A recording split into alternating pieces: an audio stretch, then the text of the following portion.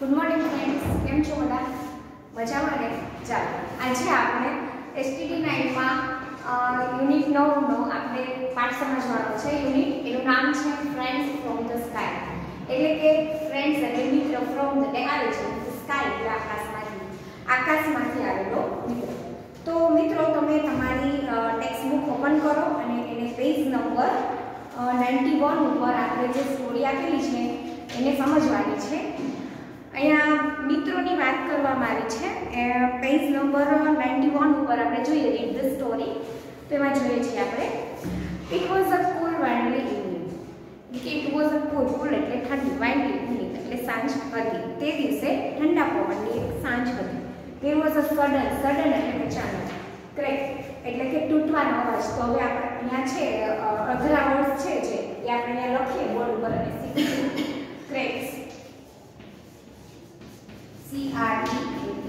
Cracks એટલે તૂટવાનો અવાજ।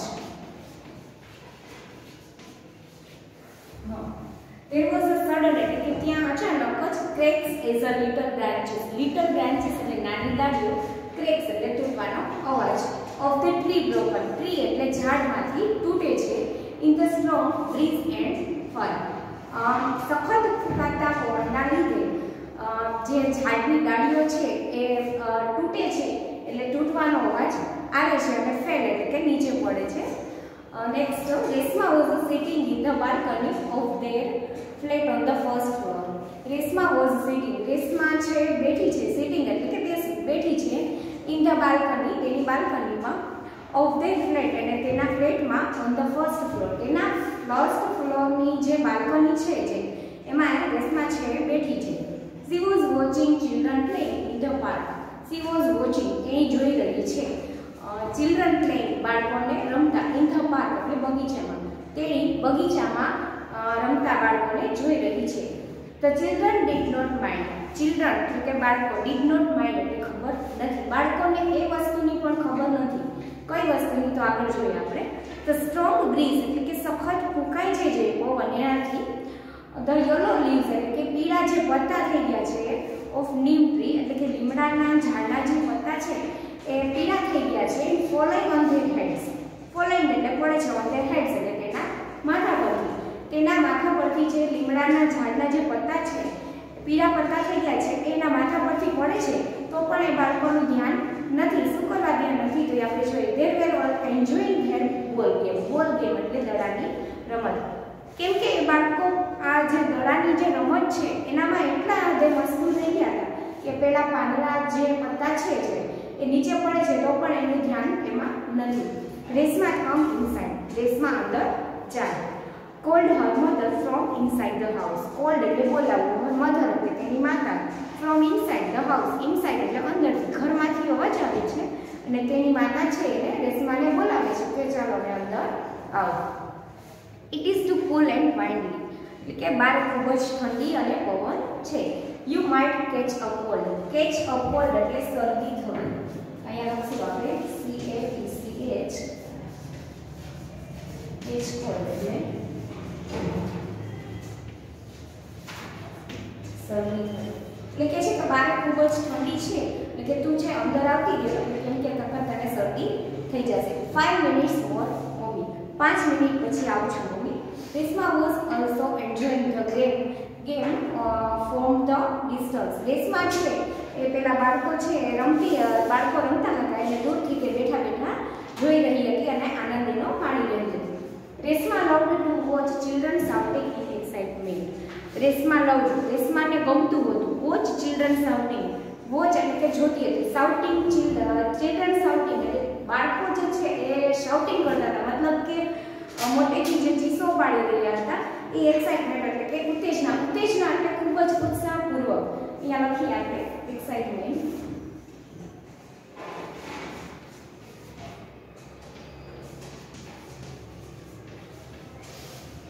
Excitement એટલે ઉત્તેજના અથવા તો ખૂબ જ ઉત્સાહ, ઉત્તેજના તો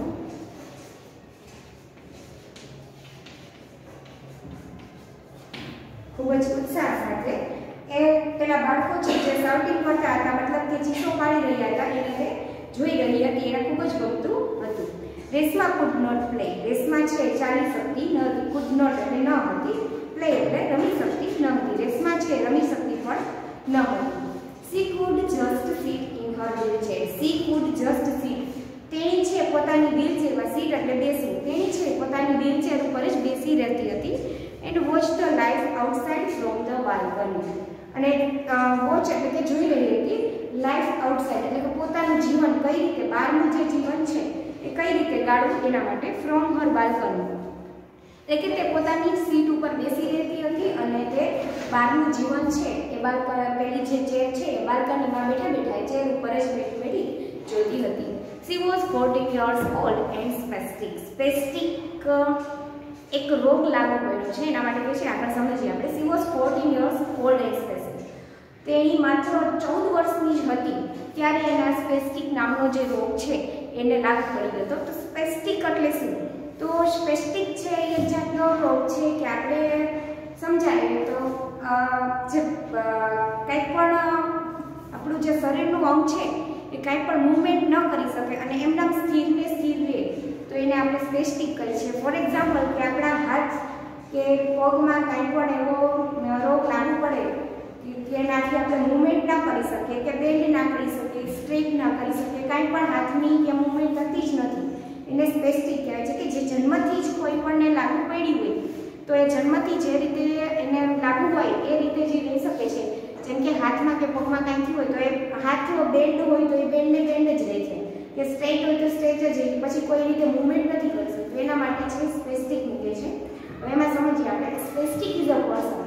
સ્પેસ્ટિક જેને થયું છે વ્યક્તિ હુ હેઝ નો કંટ્રોલ એટલે કે પોતે નથી કરી શકતા કંટ્રોલને ઓવર હિઝ હર હેન્ડ્સ એટલે પોતાના હાથ એને નથી and legs from the world એટલે કે જન્મથી જ કે પોતાના હાથ અને પગને કંટ્રોલમાં નથી કરી શકતા અને કાંઈ મૂવમેન્ટ પણ કરી શકતા નથી. Reshma could not walk. Reshma છે ચાલી શકતી પણ ન હતી. Or even button of her shirt અને તે પોતાના જે શર્ટના બટન્સ છે એને પણ બંધ કરી શકતી ન હતી. But she could ક્ર્યુલ. ક્ર્યુલ એટલે સાપ ધીમી ધીમી. CRUL.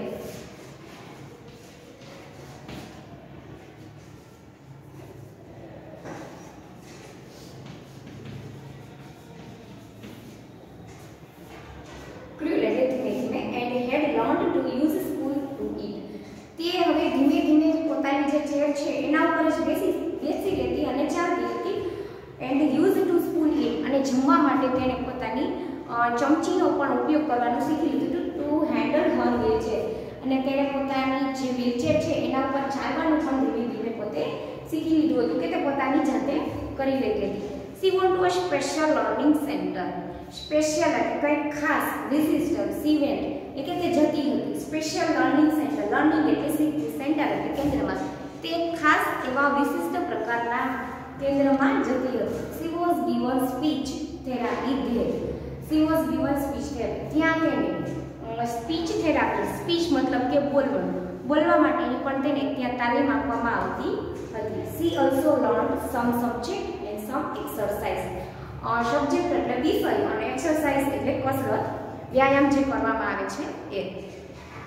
ત્યાં તેને વિષયો શીખવાની સાથે સાથે પણ કેટલીક કસરતો પણ છે એ શીખવવામાં આવતી હતી. Reshma felt very lonely. Felt એટલે અનુભવ, લોનલી એટલે એકલતા. રેશમા છે ઘણી વખત પોતાની જાતને એકલતા અનુભવતી હોય, એકલતા એવું લાગતું હોય એને એવો અનુભવ કરતી હતી. She had no friends. તેને એક પણ મિત્ર હતા નહીં. ઓલ ધ નેબરહુડ ચિલ્ડ્રન એટલે કે પાડોશના બધા જ જે બાળકો હતા એ વેર બિઝી. Children were busy. તેઓ વ્યસ્ત હતા. શેમાં વ્યસ્ત હતા? તે આઉટ સ્કૂલ્સ એન્ડ ગેમ્સ. તે શાળાના કાર્યોમાં અથવા તો રમવામાં, ગેમ્સમાં રમવામાં તે બધા પોતપોતાની રીતે એના કામમાં વ્યસ્ત હતા. આપણે મિત્રો જોઈએ તો કે કંઈ પણ વ્યક્તિને કંઈ પણ જાતની પ્રોબ્લેમ્સ હોય એનામાં તો એના કોઈ મિત્રો હોતા નથી અને પોતાની કંઈ પણ તકલીફના લીધે પોતાની જાતને એકલા અનુભવતા હોય કે તેનું કોઈ મિત્ર બનવા તૈયાર ન હોય અથવા તો એની સાથે કોઈ બોલવા માટે પણ તૈયાર ન હોય તો એના વિશેની વાત છે.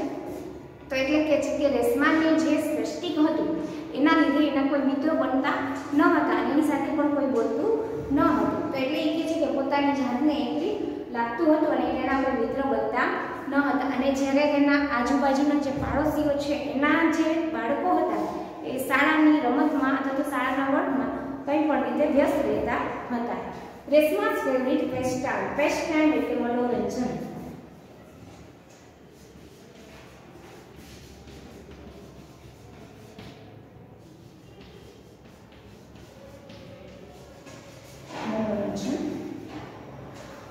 ફેવરિટ એટલે તેને ગમતું હતું. રેશમાને છે મનોરંજન ગમતું હતું. Watch two watch the children, તેની આ જોઈ રહી હતી કે બાળકોને પ્લેઇંગ એટલે કે રમતા, તેને આ બાળકો છે જે રમતા હતા એને જોવું બહુ જ ગમતું હતું. In the street or the park એટલે કે શેરીના જે બાળકો છે, શેરીના અથવા તો બાગ બગીચાના જે બાળકો છે એ ત્યાં આવીને રમતા હતા અને એન્જોય કરતા હતા. એને જોવું ખૂબ જ ગમતું હતું. Now the wind became stronger and the light became dim. Now wind became stronger. હવે wind એટલે પવન, stronger એટલે જોર વધે છે. અહીંયા જોર વધુ એના અર્થમાં છે. હવે પવનનું જોર ખૂબ જ વધી રહ્યું છે અને the light became dim એટલે ઝાંખું થવું. અને પ્રકાશ છે એકદમ ઝાંખો થવા લાગતો હોય છે. But the children went on the wheel with their game. પરંતુ બાળકો છે જે એ તો પોતાની જ રમત ચાલુ રાખે છે, એ તો એનામાં જ ઇન્ટરેસ્ટ ધરાવે છે. એને બાકી કાંઈ દેખાતું નથી કે પવન ખૂબ વધારે ફૂંકે છે અને સાંજ પડી ગઈ છે તો પ્રકાશ ઓછો થઈ ગયો છે, એવું કાંઈ જ એને બતાતું નથી. They were kicking એટલે લાત મારી. બિગ રેડ બોલ, કેટલા બાળકોને પેલો લાલ દડો છે એને લાત મારીને રમે છે. શેનાથી રમે છે? And jumping with the movement એટલે કાર્ય કરવું ઓફ ધ બોલ, એટલે કે તે પેલો લાલ કલરનો જે બોલ છે એની સાથે લાત મારે છે અને એની સાથે કુદાકૂદ કરીને, ગતિ સાથે એને કુદાકૂદ કરીને એની સાથે રમે છે. સડનલી ધેર વોઝ, અચાનક જ ત્યાં અનધર બોલ અમોંગ ધ પ્લેયર્સ, અચાનક જ ત્યાં બાળકો જે રમે છે ત્યાં એક બીજો બોલ આવીને પડે છે. અ બ્રાઉન વન, તે એકદમ ઉખરા રંગનો છે. ધ ગર્લ સ્ટાર્ટેડ સ્ક્રેમિંગ એટલે ચીસ પાડવી. આ લખીએ આપણે સ્ક્રેમિંગ.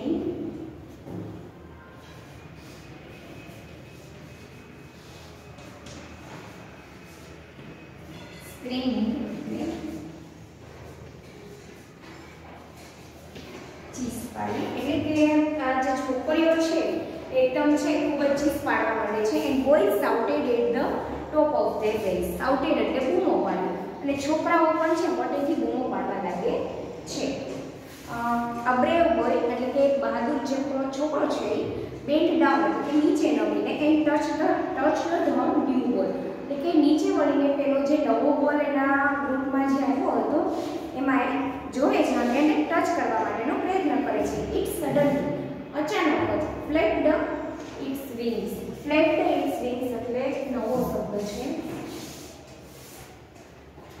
ફ્લેપ્ડ એટલે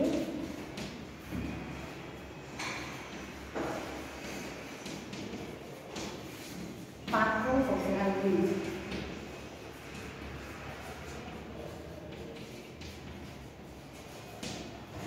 ફ્લેપ્ડ ઇટ્સ વિંગ્સ એટલે પાંખો ફફડાવી એન્ડ ફ્લ્યુ અપ એટલે કે પક્ષી જે છે એ પાંખો ફફડાવીને કેમ અચાનક જ ઉડી જાય એ જ રીતે તમારે કે આ બોલ છે એ કે ઉડીને જતો રહ્યો હોય એટલે કે ગાયબ થઈ ગયો હોય એવું ત્યાં બતાય છે. Before Reshma food understand anything, Reshma છે એ હજી કંઈ સમજે અને જોવે કે વિચારે તે પહેલા તરત જ કંઈક એને એવું કંઈક બતાય છે કે હવે કે મારે શું કરવું જોઈએ. તો કે ધ ન્યૂ બોલ લેન્ડેડ ઇન હર લેપ, અને તે દડો છે એના ખોળામાં આવીને પડે છે. LAP લેપ એટલે ખોળો. રેશમા કંઈક વિચારે અને જોવે છે ત્યાં પહેલા તો પેલો દડો છે એના ખોળામાં આવીને સીધો જ પડે છે. Children waved at Reshma and continued with the game. Children waved એટલે હાથ હલાવવો. બાળકો છે રેશમાને જોઈને હાથ હલાવે છે અને પોતાની ગેમ છે એ ચાલુ રાખે છે. Reshma it's too much, Reshma હવે બહુ થયું. નાવ કમ ઇનસાઇડ, હવે તું અંદર ચાલ.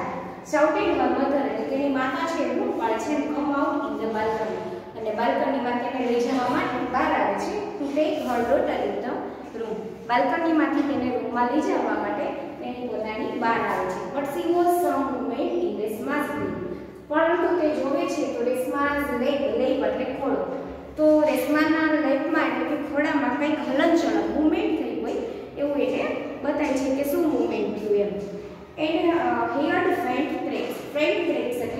જેનો અવાજ faint cracks.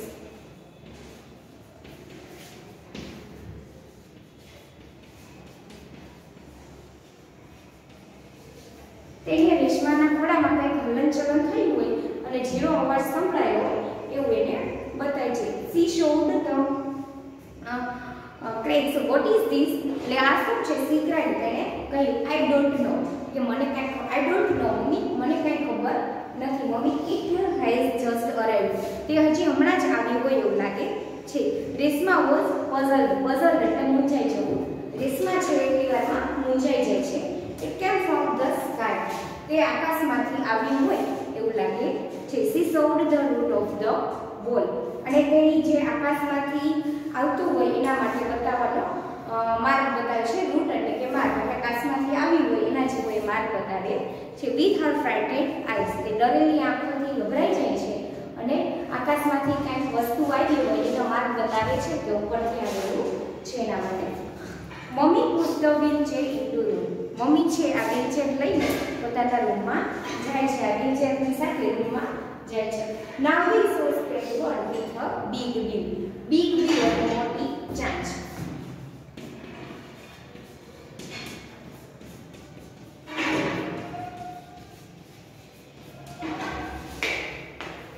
બિગ બિલ એટલે મોટી ચાંચ. હવે તેને એક મોટી ચાંચ વાળું એક ભયાનક પક્ષી આવતું દેખાય છે. From the Salim Ali's book Indian Sports, they found out that is a dog, a setter dog. From Salim Ali's book. Salim અલીએ જે પુસ્તક લખ્યું છે, સલીમ અલીનું જે પુસ્તક છે ઇન્ડિયન બર્ડ્સ એટલે કે ભારતીય પક્ષીનું જે બુક તેણે શોધ્યું છે, એમાંથી શોધ્યું અને તેમાંથી એક આ પક્ષી છે એનું નામ છે પક્ષી એટલે કે બતક છે એનું નામ છે સિલ્વર બતક. Its beak was broad like a shovel. shovel એટલે પાવડા જેવું. પાવડો થાય આમ તો પણ પાવડા જેવું.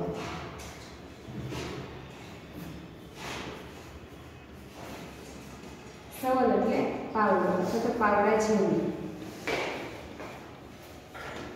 બરાબર છે. broad like a shovel તેની ચાંચ જે છે એ ખૂબ જ પાવડા જેવી અને મોટી લાગતી હોય એવું લાગતું હતું. It had bright blue, white and brown features. Features એટલે પીછા. તેના પીછા છે એ ભૂરા, સફેદ અને ભૂખરા રંગના હોય એવું લાગતું હતું. At the moment it looked existed. Existed એટલે થાકેલું. તે છે એકદમ ખૂબ જ થાકેલું એના જેવું લાગતું હતું. A shoveler is a not Indian word. Indian not a native Indian word. Native એટલે પ્લેસ. આ જે shoveler બતક છે એ ભારતના પ્રદેશનું નહોતું એટલે કે ભારતનું નહોતું કે એના નહોતું એમ. But it migrate from cold region of Russia. Migrate એટલે ઋતુ મુજબ તે એક શિયાળાના ઠંડા પ્રદેશમાંથી આવેલું એક પક્ષી, રશિયામાંથી આવેલું એક પક્ષી હતું. This bird must have lost its way due to strong wind. તેના જોરથી ફૂંકાતા પવનના લીધે તે રસ્તો ભૂલી ગયું લાગતું હતું. In its efforts to join the flock. તે efforts એટલે સખત પરિશ્રમના લીધે તે effort existed એટલે ખૂબ જ થાકી ગયું હતું. સખત ફૂંકાતા પવનના લીધે તેને પરિશ્રમને લીધે તે રસ્તો ભૂલી ગયું હતું. In the park like a ball.